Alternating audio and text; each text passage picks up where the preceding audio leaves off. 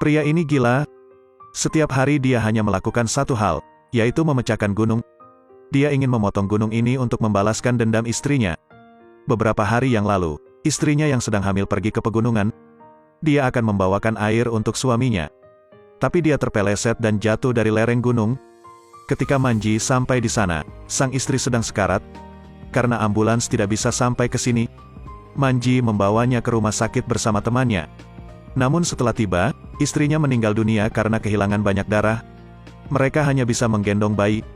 Manji terkejut. Dia sangat sedih dan naik gunung.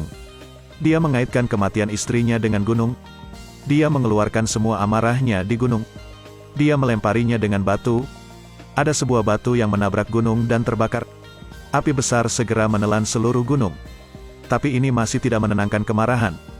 Jadi dia membelah gunung ini untuk membalas dendam. Dia juga ingin menghindari tragedi ini terjadi lagi. Dia mengucapkan selamat tinggal padanya untuk terakhir kalinya. Dia menggunakan pahat dan palu untuk memulai. Meski terkena pecahan batu, Manji tidak mengeluh. Orang-orang di desa mengira dia gila. Mereka mengatakan ketika Anda menyelesaikan jalan ini, kami akan menggunakan nama Anda untuk menamainya. Manji terus menghancurkan gunung tersebut. Dalam sekejap mata, 6 tahun telah berlalu. Beberapa prestasi telah diraihnya. Jarak tempuh 5 jam sebelumnya kini dipersingkat menjadi 4 jam. Hari itu, ayah Manji tidak tahan lagi. Dia berharap Manji menemukan pekerjaan untuk merawat 2 anak. Manji mengatakan memecahkan gunung adalah pekerjaannya. Pernyataan ini membuat marah sang ayah. Dia meninggalkan kedua anak itu dan pergi. Manji mencari pedagang untuk mengangkut barang. Barang mereka butuh 4 hari untuk dikirim. Manji bilang dia hanya butuh 1 hari. Pedagang itu setuju untuk menerimanya. Karena Manji terlalu akrab dengan gunung ini, dia memegang sesuatu di tangannya dan mengenakannya. Dia sampai di sana sebelum gelap. Dia juga mendapat gaji. Dia menukar makanan untuk kedua anaknya. Setelah mereka tertidur lelap, Manji terus menghancurkan gunung tersebut. Sekarang garis besar jalan telah muncul. Tapi itu tidak bertahan lama. Terjadi kekeringan di desa tersebut. Semua penduduk desa pergi. Ayah Manji memintanya untuk ikut. Tapi dia menolak. Dia meminta untuk tinggal dan menghancurkan gunung. Dia mengembalikan uang itu kepada ayahnya. Dia menyuruhnya untuk merawat kedua anak itu. Sang ayah hanya bisa membawa pergi anak-anaknya. Dia meninggalkan Manji. Tetapi hal yang mengerikan terjadi. Manji sekarat karena kehausan. Dia mengambil botol air. Tapi tidak ada setetes pun yang tersisa. Kemudian dia sampai di sebuah sumur. Dia berharap masih ada air di dalamnya. Tapi dia sangat kecewa. Ini telah menjadi sumur kering. Dia melihat segenggam rumput basah di dinding. Dia menjilat, menyedot semua air di dalamnya. Kali ini dia berjuang sepanjang malam. Keesokan harinya, dia mengambil palu. Tapi dia tiba-tiba jatuh ke dalam gua. Dia dimakamkan di tanah. Ketika dia bangun lagi, dia menemukan ada air di gunung itu. Dia masuk ke dalam. Dia mengambil daun dan memasukkannya ke mulutnya. Karena dia belum makan selama 6 hari.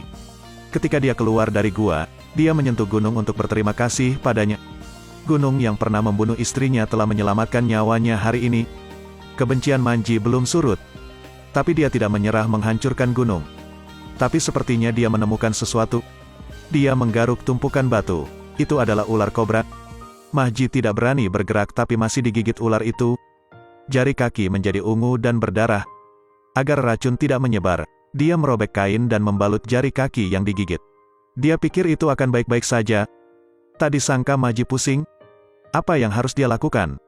Tanpa diduga, dia mengambil pahat dan palu dan mengarahkannya ke jarinya yang tergigit. Dia menjatuhkan pahat itu. Dia sangat kesakitan sehingga dia pingsan. Ketika saya bangun lagi, hujan sudah turun. Manji sangat gembira. Ketika hujan berhenti, penduduk desa kembali. Mereka berjalan di jalan yang dibuka oleh Manji. Mereka sangat mengaguminya. Ayah juga merasa bangga padanya.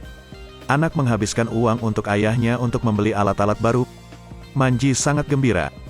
Dia menerima pengakuan semua orang. 10 tahun telah berlalu. Kisah Manji telah menarik perhatian wartawan. Dia mengambil foto untuk Manji dan menerbitkannya di surat kabar. Dia bertemu dengan Perdana Menteri. Dia memohon untuk memperbaiki jalan. Perdana Menteri menerimanya. Wartawan mengambil beberapa foto mereka dan memasangnya di koran. Kepala desa membawa Manji kembali ke kampung halamannya. Kemudian dia bisa menunggu untuk mendapatkan uang. Dia pikir ini akan menguntungkan. Tapi dia harus menunggu beberapa tahun. Manji telah memecahkan gunung selama 22 tahun. Dia bermaksud membuka jalan di tengah gunung. Tapi sekarang dia sudah tua. Dia tidak lagi cukup kuat. Jadi, dia mengajukan biaya perbaikan jalan melalui pemerintah daerah. Tapi untuk waktu yang lama, masih belum ada kabar. Dia pergi ke distrik untuk bertanya. Namun pihak lain mengatakan bahwa uang tersebut telah diambil oleh kepala desa sejak lama. Jadi dia pergi ke rumah kepala desa. Dia menanyakan besaran subsidi. Tapi kepala desa tidak menerima. Manji juga tidak bodoh. Kepala desa sudah berganti rumah dan mobil. Dari mana uang ini berasal? Kepala desa tetap tenang. Dia bilang dia akan memenjarakan Manji. Tapi Manji tidak takut. Dia memutuskan untuk mencela mereka. Kepala desa mengejeknya. Karena tempat ini lebih dari 1.300 pohon dari ibu kota, dia tidak percaya Manji akan sampai di sana. Tapi kepala desa meremehkan Manji. Manji telah sampai di stasiun kereta. Dia duduk di kereta menuju ibu kota. Namun karena tidak punya uang untuk membeli tiket, ia diusir dari kereta oleh petugas. Manji merasakan kekejaman masyarakat. Tapi bukan karena itu dia menyerah.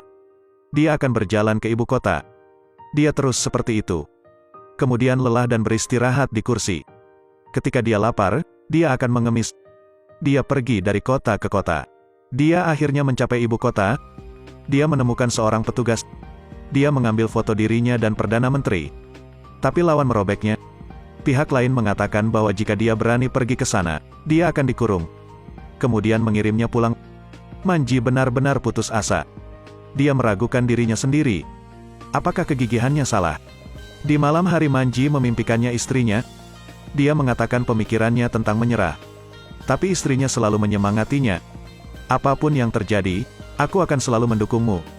Terus ambil palu dan hancurkan gunung. Kalau tidak, aku tidak akan peduli lagi padamu. Setelah mengatakan itu, sang istri menghilang. Keesokan harinya, Manji mendengarkan kata-kata istrinya dan terus membuka jalan.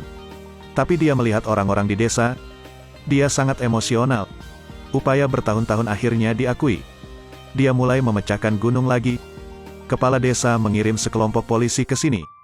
Dia mengatakan Manji menghancurkan gunung. Tidak peduli apa yang dia jelaskan, dia hanya menerima tamparan. Manji dipenjara dan dijatuhi hukuman mati. Tapi keesokan harinya, mereka semua berdiri di depan pintu kantor polisi. Mereka meminta untuk melepaskan Manji.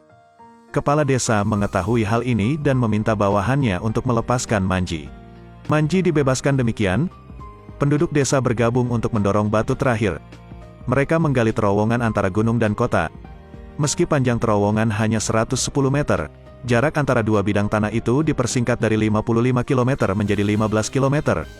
Dia telah memberikan kontribusi yang besar. Ini adalah versi India dari Ngugong memindahkan gunung. Ini juga kisah nyata. Karakter utama Manji menerobos terowongan antara gunung dan kota pada tahun 1982. Dia meninggal pada tahun 2007 karena kanker. Harapan hidup 73 tahun. Melalui cerita ini, apapun yang kau lakukan, kau harus bertahan pada akhirnya. Mungkin keajaiban akan muncul. Film berakhir. Selamat tinggal.